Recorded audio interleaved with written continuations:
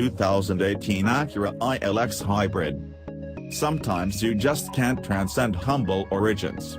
Trying to make a premium model out of the previous generation Honda Civic is a fool's errand, as proven by the Acura ILX. Adding projector headlights and slapping the Acura badge on the car shouldn't deceive anyone. There is nothing wrong with the concept of providing an upscale experience in a small package, but the ILX's hard ride, loud cabin, and lack of some essential features undermine that goal. Charging $30,000 for the ILX amounts to total chutzpah on Honda's part.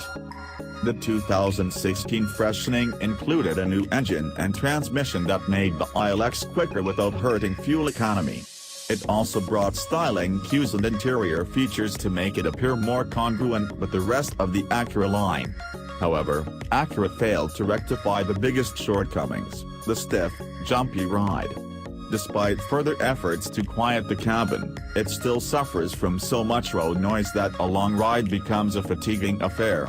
The car's low-slung stance results in difficult cabin access that makes you feel as if you fell into it.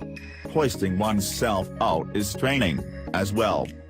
Some features that are taken for granted in less expensive cars are missing. For instance, the driver's seat lacks lumbar support adjustment, manual or power.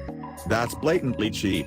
The dual-screen infotainment system is not the most intuitive and is rather daunting. If you thought that sacrificing some luxury might instead reward you through a sporty driving experience, you're in for a disappointment. When it comes to handling, the ILX feels as mundane as they come. There are mass-market family sedans like the Ford Fusion that are vastly more engaging to drive. While the 8-speed automatic slurs gears in a quick, direct manner when flogging the car, everyday driving, especially in urban environments, comes with too many clunks, hiccups, and hesitations.